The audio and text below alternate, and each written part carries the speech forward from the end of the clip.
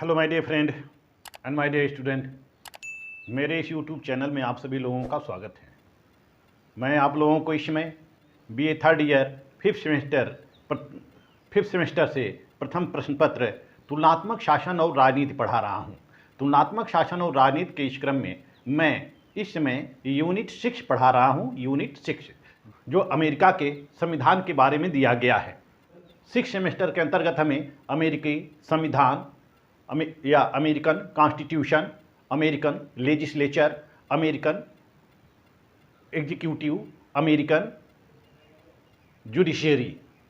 Judiciary यानी कि America के कार्यपालिका, व्यवस्थापिका और न्यायपालिका का अध्ययन करना है। पिछले वीडियो में मैं आप लोगों को अमेरिकी संविधान के बारे में बताया था, संयुक्त राज्य अमेरिका के संविधान की विशेषताएं। तो पिछले वीडियो में आप लोगों ने संयुक्त राज्य अमेरिका के संविधान के बारे में पढ़ा और इस वीडियो में मैं आप लोगों को अमेरिकी व्यवस्थापिका के बारे में बताने जा रहा हूं। यूएसए की व्यवस्थापिका, यूनाइटेड स्टेट ऑफ अमेरिका की व्यवस्थापिका, लेजिस्लेचर ऑफ यूएसए। पिछले वीडियो में आप लोगों ने पढ़ा होगा ब्रिटेन की व्यवस्थापिका। जिस तरह से ब्रिटेन की व्यवस्थापिका के 3 अंग होते हैं, सम्राट, house of lords, house of common. हमारे भारत में भी व्यवस्थापिका यानी कि संसद के 3 अंग होते हैं, राष्ट्रपति, राज्यसभा और लोकसभा। इसी तरह से अमेरिकी की व्यवस्था में भी हम देख सकते हैं कि वहाँ भी व्यवस्थापिका के, लेजिस्लेचर के 3 अंग होते हैं। हम अपने यहाँ व्यवस्थापिका को संसद कहते हैं, ब्रिटेन में पार्लियामेंट कहते हैं, अमेरिका में हम व्यवस्थापिका को कांग्रेस कहते हैं। व्यवस्थापिका को हम क्या कहते हैं? कांग्रेस कहते हैं। कांग्रेस यानी कि कांग्रेस शब्द है, कांग्रेस का अर्थ होता है लोगों का समूह। अमेरिकी भाषा में कांग्रेस का अर्थ होता है लोगों का समूह, जहां लोग मिलकर बैठकर विचार विमर्श करते हैं। तो यह एक विचार विमर्श करने वाली संस्था हो गई, इसी को अमेरिका में कांग्रेस कहा जाता है। तो कांग्रेस के भी 3 अंग हैं। कांग्रेस यानी कि व्यवस्थापिका के भी 3 अंग हैं। कांग्रेस यानी कि व्यवस्थापिका, या इसको हम संसद कर सकते हैं। तो कांग्रेस के भी 3 अंग हैं। पहला है राष्ट्रपति, दूसरा है सीनेट और तीसरा है प्रतिनिधि सभा। कांग्रेस के 3 अंग हैं और 2 सदन हैं, एक सीनेट है और एक प्रतिनिधि सभा है। जिस तरह से हाउस ऑफ लॉर्ड्स की कार्य हो शक्तियाँ हैं, जिस तरह से कॉमन सभा की कार्य हो शक्तियाँ हैं, बिल्कुल उसी तरह से हम देखते हैं कि यहाँ भी सीनेट है, यहाँ भी प्रतिनिधि सभा है, यहाँ भी एक संसद है और यही संसद विधि का निर्माण करती है। संसद का कार्य क्या होता है? विधि का निर्माण करना, कानून बनाना, व्यवस्था बनाना, यह सब संसद का कार्य होता है, यानी कि कांग्रेस का कार्य होता है। तो कांग्रेस क्या करती है? विधियों का निर्माण करती है। अब कांग्रेस के 2 सदन हैं, एक है सीनेट है, प्रतिनिधि सभा है। जैसे कि भारत में ब्रिटेन में संसद के 2 अंग हैं, एक है राज्यसभा और लोकसभा। ब्रिटेन में है कॉमन सभा और लॉर्ड सभा है। इसी तरह से अमेरिका में भी देखते हैं कि कांग्रेस के 2 सदन हैं, एक सीनेट है, एक प्रतिनिधि सभा है। तो आज हम इस वीडियो में सीनेट के बारे में पढ़ेंगे, सीनेट के बारे में हम अवगत होंगे। सीनेट क्या है? What is senate? सीनेट का स्वरूप बहुत कुछ भारतीय राज्यसभा की तरह से ही है। जिस तरह से भारत में राज्यसभा जो कि उच्च सदन कहा जाता है, राज्यसभा को उच्च सदन कहा जाता है, इसी तरह से अमेरिका में सीनेट को भी उच्च सदन कहा जाता है। सीनेट को उच्च सदन या द्वितीय सदन कहा जाता है। भारत में राज्यसभा को उच्च सदन या द्वितीय सदन कहा जाता है। तो भारत में राज्यसभा के सदस्यों का निर्वाचन जो होता है वह राज्यों की विधानसभाओं के द्वारा होता है। राज्यों की विधानसभाओं के द्वारा होता है। और राज्यसभा का जो प्रतिनिधित्व है यह जनसंख्या के अनुपात से दिया गया है। जिस राज्य की जनसंख्या अधिक बड़ी है वहाँ अधिक सीटों का आवंटन किया गया है। जैसे उत्तर प्रदेश में हम देखते हैं कि उत्तर प्रदेश में राज्यसभा में सबसे ज़्यादा प्रतिनिधि तो हैं, 31 प्रतिनिधि राज्यसभा में जाते हैं। ये परंतु वहीं कहीं कहीं किसी राज्यों से केवल एक प्रतिनिधि, 2 प्रतिनिधि, 8 प्रतिनिधि, 10, 20, जैसा जिस राज्य की जनसंख्या है उस जनसंख्या के हिसाब से राज्यसभा में प्रतिनिधित्व तो दिया गया है। परंतु हम देखते हैं कि जो अमेरिका की सीनेट है जिसको हम द्वितीय सदन कहते हैं या उच्च सदन कहते हैं, उसकी जो रचना की गई है वहाँ पे सीनेट में सदस्यों की जो संख्या है वह राज्यों के आधार पर प्रतिनिधित्व दिया गया है। सीनेट में राज्यों के आधार पर सदस्यों का प्रतिनिधित्व दिया गया है। यानी कि सीनेट की अमेरिका में 50 राज्य हैं, अमेरिका में 50 राज्य हैं, तो वहाँ पे हर राज्यों से 2 प्रतिनिधि भेजने का अधिकार सुनिश्चित किया गया है। यानी कि सीनेट की जो सदस्य संख्या है कितनी है? 100 है। सीनेट की सदस्य संख्या कितनी है? 100 है। 50 राज्य हैं, पहले 13 राज्यों का संघ हुआ करता था, तो 13 दूनी 26 प्रतिनिधि होते थे राज्यसभा में। लेकिन जैसे जैसे संयुक्त राज्य अमेरिका में और अधिक राज्य सम्मिलित होते गए, तो वर्तमान में संयुक्त राज्य में सदस्यों की संख्या बढ़कर कितनी हो गई? 100 हो गई। तो हर राज्यों से 2 प्रतिनिधि भेजने का अधिकार दिया, प्रत्येक राज्यों को 2 प्रतिनिधि भेजने का अधिकार दिया गया है, चाहे वह राज्य छोटा हो चाहे वह बड़ा हो, चाहे वह छोटा हो या बड़ा हो। यानी कि जनसंख्या के अनुपात पर प्रतिनिधित्व नहीं दिया गया है, राज्यों के आधार पर प्रतिनिधित्व दिया गया है।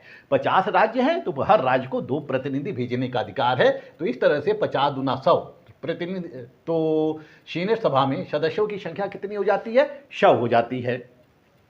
अब हम देखते हैं दूसरा पॉइंट, योग्यता। ये कुछ पॉइंट मैंने नोट किए हैं, इस पॉइंट के आधार पे मैं आपको बताऊंगा और इस पॉइंट को आप लोग नोट कर सकते हैं ताकि याद रहे।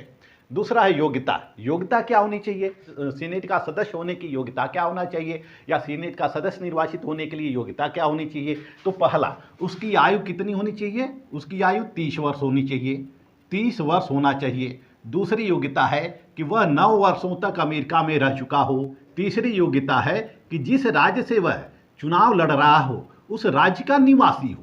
जिस राज्य से वह चुनाव लड़ रहा है उस राज्य का निवासी हो। जैसे कि कैलिफोर्निया से अगर चुनाव लड़ता है, तो कैलिफोर्निया का निवासी होना चाहिए, उस राज्य की मतदाता सूची में उसका नाम होना चाहिए।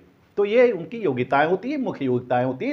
लेकिन इसके अलावा व्यवहारिक योग्यताएं भी कई होती हैं। व्यवहारिक योग्यताएं कई होती हैं, जैसे कि उसको अमेरिका का जन्मजात नागरिक होना चाहिए और वह महत्वपूर्ण सार्वजनिक पदों पर रह चुका हो और जीवन का पर्याप्त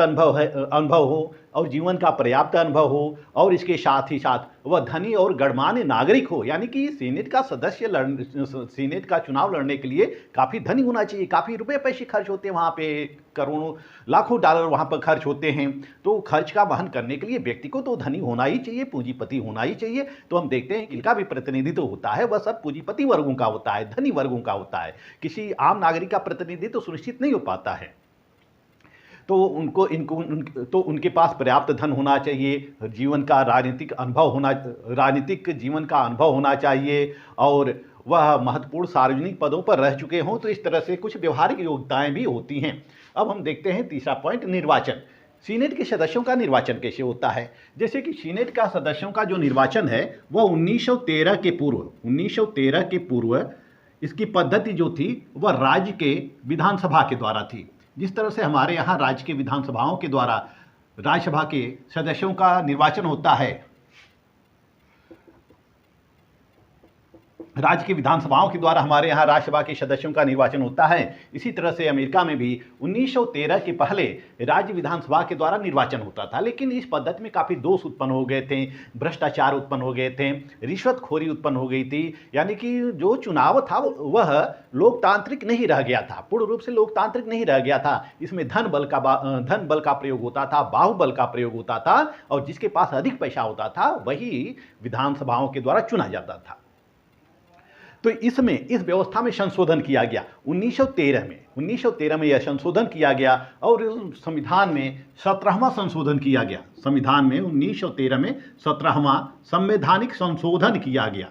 इस संशोधन के तहत अब सीनेट के सदस्यों का निर्वाचन प्रत्यक्ष रूप से जनता के द्वारा होता है, प्रत्यक्ष रूप से जनता के द्वारा होना सुनिश्चित किया गया। यानी कि वर्तमान समय में सीनेट के सदस्यों का निर्वाचन कैसे होता है? प्रत्यक्ष रूप से जनता के द्वारा होता है, मतदाताओं के द्वारा सुनिश्चित किया जाता है। लेकिन फिर भी 5 राज्यों में निर्वाचन प्रक्रिया कुछ अलग है, 45 राज्यों में निर्वाचन प्रक्रिया कुछ अलग है। 45 राज्यों में जो निर्वाचन होता है उसकी प्रक्रिया अलग है और 5 राज्यों में निर्वाचन की प्रक्रिया अलग है। 5 राज्यों में 45 और 5 50 राज्य होते हैं, तो कुछ राज्यों में निर्वाचन की प्रक्रिया अलग है। जैसे कि 45 राज्यों में सबसे पहले जो चुनाव का पहला चरण होता है, सभी पार्टी जैसा कि अमेरिका में दो ही पार्टी प्रमुख रूप से हैं, एक रिपब्लिकन पार्टी है, दूसरा डेमोक्रेटिक पार्टी है। तो रिपब्लिकन पार्टी और डेमोक्रेटिक पार्टी अपने अपने उम्मीदवार चुन लेती है, यानी कि अपने अपने उम्मीदवारों का निर्वाचन करती है। पहला चुनाव जो होता है पार्टी लेवल पर होता है। जब पार्टी लेवल पर चुनाव हो जाता है तो फिर दूसरा चरण क्या आता है कि मतदाताओं के द्वारा चुनाव होता है, यानी कि फिर प्राथमिक चुनाव होता है। और उस चुनाव में जो बहुमत पाता है, जो वोटों का बहुमत पाता है, उसको विजयी घोषित कर दिया जाता है। परंतु 5 राज्यों में जो चुनाव पद्धति है वह 45 राज्यों से भिन्न है। इन राज्यों में जो चुनाव होता है, जैसे कि हम ले सकते हैं इसमें 5 राज्यों में, जैसे जॉर्जिया है। जॉर्जिया में जो चुनाव होता है उस चुनाव में वोटों का बहुमत पाना आवश्यक होता है, यानी कि मेजोरिटी पाना आवश्यक होता है। मेजोरिटी ऑफ वोटर जितना वोट होते हैं, जैसे कि 100 वोट हैं तो उसमें से 51 या 52 वोट पाना आवश्यक होता है। तो वोटों का बहुमत यानी कि मतों का बहुमत नहीं, जो सबसे अधिक, जैसे हमारे यहाँ सिस्टम क्या है, जो सबसे अधिक मत पाता है। जैसे कि हमारे यहाँ अगर 5 कैंडिडेट चुनाव लड़ते हैं, A B C D 4 candidate चुनाव लड़ते हैं और वोटों की संख्या कुल मान लीजिए कि 2 लाख है। वोटों की संख्या कितनी? 2 लाख है।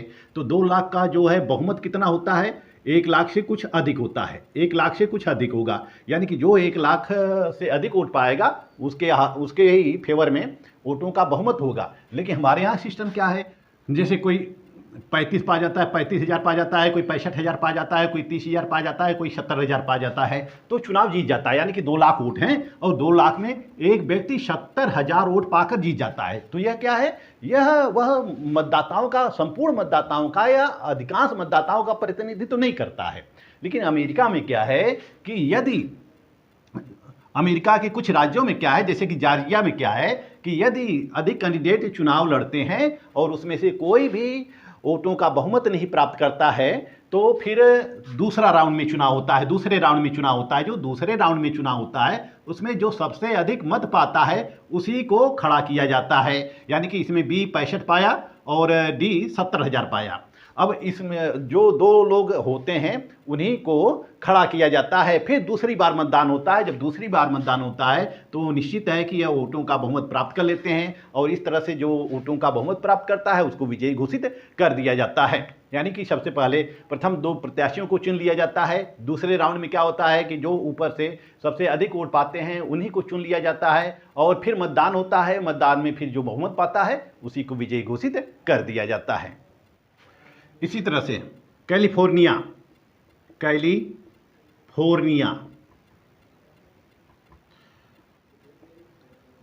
वाशिंगटन,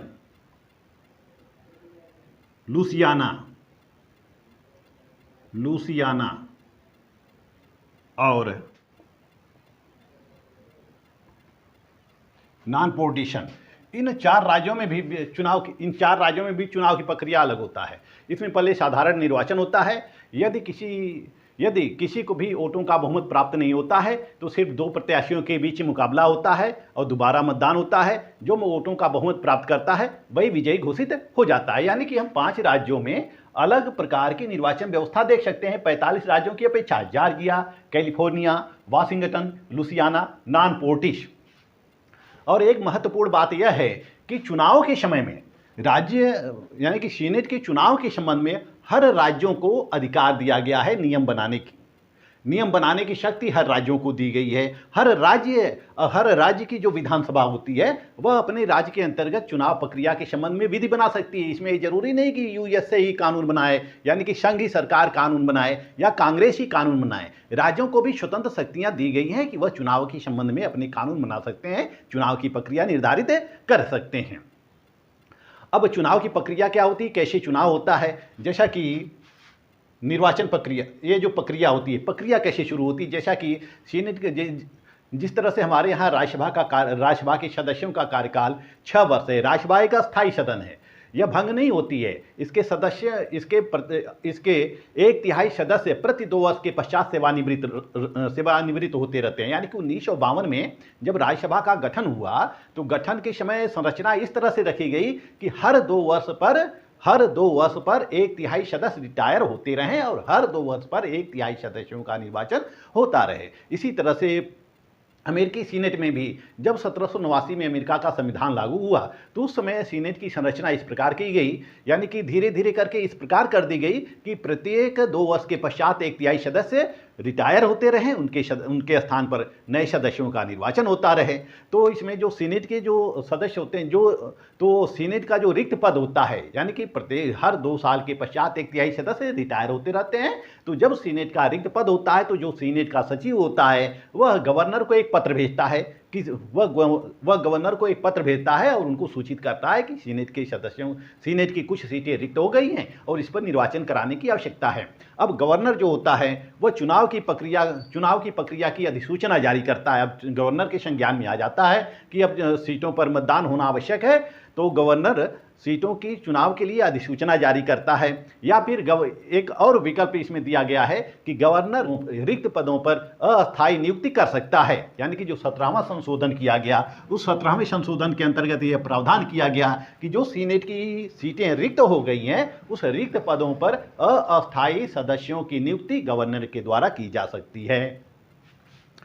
अब हम देखते हैं कि अवधि जो है इनकी 6 वर्ष है। यह सीनेट एक अस्थायी सदन है, यह कभी भंग नहीं होती है। इसके सदस्यों का कार्यकाल जो होता है वह 6 वर्ष का होता है, लेकिन प्रत्येक 2 वर्ष के पश्चात 1/3 सदस्य सेवानिवृत्त होते रहते हैं, रिटायरमेंट होते रहते हैं और उनके जगह पर पुनर्निर्वाचन भी होता रहता है। और जो सदस्य रिटायर हो जाते हैं वह पुनर्निर्वाचन के पात्र होते हैं, यानी कि जो सदस्य रिटायर हो जाते हैं, सेवानिवृत्त हो जाते हैं, वह फिर से चुनाव लड़ सकते हैं, फिर से वह सीनेट के सदस्य हो सकते हैं। तो 1/3 सीटों पर हर 2 साल के पश्चात चुनाव होता रहता है।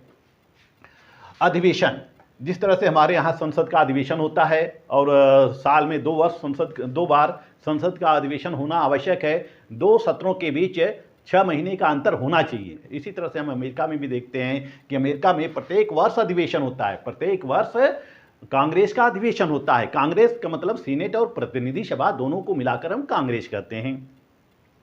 तो कांग्रेस का अधिवेशन वर्ष में एक बार अवश्य होना चाहिए। जो मूल संविधान था, मूल संविधान के अनुच्छेद 1 धारा 4, मूल संविधान के अनुच्छेद 1 धारा 4 के अंतर्गत और खंड 2 में यह प्रावधान किया गया था।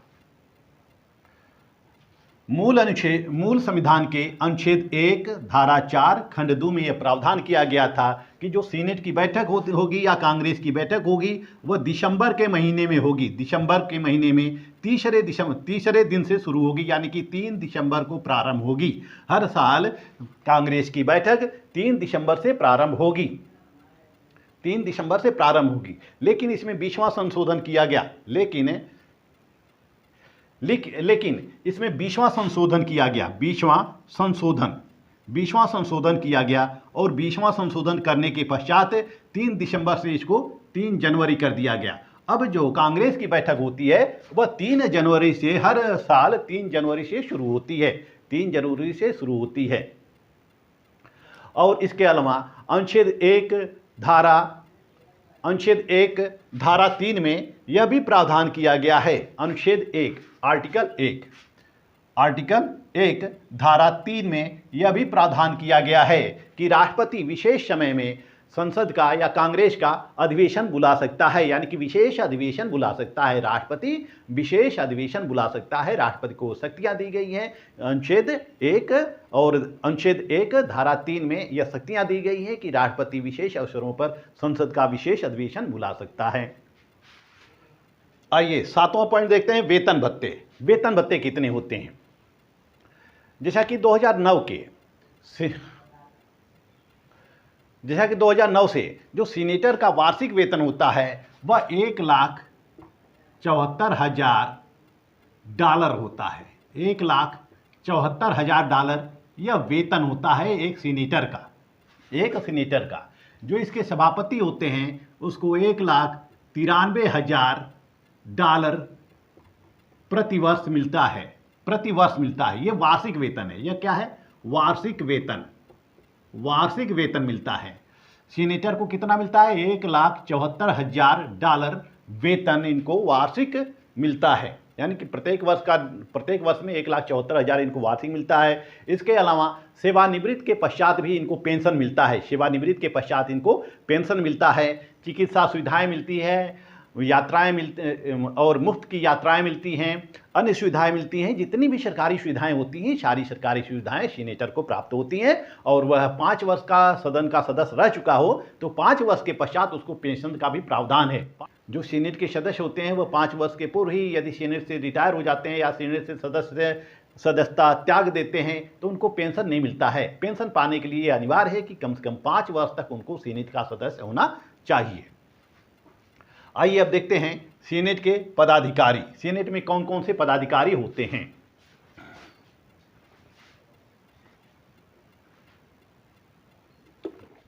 आइए अब देखते हैं कि सीनेट के पदाधिकारी कौन कौन से होते हैं। जिस तरह से हमारे भारतीय राज्यसभा के अंतर्गत विभिन्न पदाधिकारी होते हैं, यही पदाधिकारी सीनेट में भी होते हैं, यानी कि अमेरिकी सीनेट में भी होते हैं, यूएसए के सीनेट में ही होते हैं। जैसे कि एक तो होता है अध्यक्ष कौन होता है सीनेट का? उपराष्ट्रपति। जिस तरह से हमारे यहाँ राज्यसभा का अध्यक्ष जो होता है वह उपराष्ट्रपति होता है, इसी तरह से अमेरिका में सीनेट का अध्यक्ष भी उपराष्ट्रपति होता है। और दूसरा होता है उपाध्यक्ष का जो चुनाव होता है वह सीनेट के द्वारा होता है, सीनेट के सदस्यों के द्वारा होता है। इसको प्रेसिडेंट प्रो टेम्पोर बोलते हैं, प्रेसिडेंट प्रो टेम्पोर भी इसको कहते हैं, यानी कि एक उपाध्यक्ष होता है। यह जब उपराष्ट्रपति अनुपस्थित होते हैं या सदन का अध्यक्ष अनुपस्थित होता है तो यह सीनेट का जो प्रेसिडेंट प्रो टेम्पोर होता है या उपाध्यक्ष होता है वह सदन का अध्यक्षता करता है, सदन की कार्रवाई को सुनिश्चित कराता है। यानी कि उपराष्ट्रपति की अनुपस्थिति में वह कार्य करता है, उसको सभी कार्यवाहियों में भाग लेने का अधिकार होता है और मतदान का अधिकार होता है। इसके अलावा सीनेट के अन्य पदाधिकारी होते हैं, जैसे सीनेट का सचिव होता है। यह सचिव पूरे प्रशासन का कार्य देखता है, सीनेट के प्रशासन का कार्य देखता है, क्लर्कों के ऊपर नियंत्रण करता है, विभिन्न कागजों को भी सुरक्षित रखता है, विभिन्न फाइलों को सुरक्षित करता है। यह सीनेट का मुख्य प्रशासनिक अधिकारी होता है। दूसरे स्तर और सार्जेंट एट आर्म्स एक अधिकारी होता है, सार्जेंट एट आर्म्स होता है। यह सदन कानून व्यवस्था बनाए रखता है। कहने का आशय यह है कि सदन में सभी सदस्यों को नियंत्रित करने का कार्य या पुलिस व्यवस्था को देखने का कार्य यह सार्जेंट एट आर्म्स के तहत होता है। यानी पूरे कानून व्यवस्था को देखते रहते हैं। फिर होते हैं बहुमत दल के नेता होते हैं। सदन में बहुमत दल का नेता होता है, जैसा कि दो दल हैं, एक रिपब्लिकन पार्टी है, एक डेमोक्रेटिक पार्टी है। तो जो रिपब्लिकन पार्टी होते हैं या डेमोक्रेटिक पार्टी होती है उसके जो बहुमत दल का नेता होता है वह होता है। इसके अलावा दल के सचेतक भी होते हैं। यह सचेतक जो होते हैं यह इन्फॉर्मर होते हैं, अपने सभी सदस्यों को सूचना देते रहते हैं कि क्या करना है, कब वोट देना है या नहीं देना है। या ये जो दल के सचेतक होते हैं ये इन्फॉर्मर होते हैं। यह पार्टी की नीतियों से, पार्टी के कार्यक्रमों से और पार्टी के निर्णय से सभी सदस्यों को अवगत कराते रहते हैं कि हमें करना क्या है, यानी कि सदन में हमें क्या करना है। सचेतक के निर्देश पर ही जो पार्टी के सदस्य होते हैं, पार्टी पदाधिकारी होते हैं, वह वोट डालते हैं। तो ये दल के सचेतक जो होते हैं यह सचेत करते रहते हैं अपनी पार्टियों को कि क्या करना है, कौन सा कदम उठाना है, कैसा निर्णय लेना है। तो इस वीडियो के अंतर्गत मैंने आपको रचना बताया कि सीनेट में सदस्यों की संख्या कितनी होती है। 100 होती है। 50 राज्यों से, हर राज्यों से 2 की संख्या होती है। योग्यता को अवगत कराया। निर्वाचन कैसे होता है सीनेट के सदस्यों का? प्रत्यक्ष रूप से जनता के द्वारा होता है। पूर्व में क्या होता था? राज्य की विधानसभाओं के द्वारा होता था। प्रक्रिया क्या होती है? सीनेट का जब पद रिक्त होता है तो सीनेट का सचिव राज्यपाल को सूचना देता है और राज्यपाल अधिसूचना जारी करता है। अवधि कितनी होती है? 6 वर्षों की होती है। 1/3 सदस्य प्रति 2 वर्ष के पश्चात रिटायर होते रहते हैं और उनके जगह पे नए सदस्यों का निर्वाचन होता रहता है। अधिवेशन प्रति वर्ष होता है। 3 जनवरी को प्रारंभ होता है, हर वर्ष 3 जनवरी को प्रारंभ होता है। वेतन भत्ते कितना होते हैं? यह वेतन भत्ते हमने जो बताया यह 2009 के अनुसार है $1,74,000, यह वेतन 2009 के अनुसार है। फिर सीनेट के पदाधिकारियों से अवगत कराया। ये विभिन्न अधिकारी जो होते हैं ये सीनेट के पदाधिकारी होते हैं। अब हम आते हैं कार्य और शक्तियों पर। सीनेट की कार्य और शक्तियां। सीनेट की कार्य और शक्तियां मैं आपको अगले वीडियो में बताऊंगा। चूंकि वीडियो बहुत लंबा हो जाता है, इसलिए वीडियो को छोटा करने के लिए और आप लोगों की सुविधा के लिए हमने इस टॉपिक को 2 भागों में विभाजित कर दिया है। भाग 1 के अंतर्गत सीनेट की संरचना रहेगी और भाग 2 के अंतर्गत सीनेट की कार्य और शक्तियां रहेगी। मेरा वीडियो आपको अच्छा लगे तो मेरे चैनल को लाइक, सब्सक्राइब और शेयर करते रहिए। मिलते हैं नेक्स्ट वीडियो में, तब तक के लिए धन्यवाद।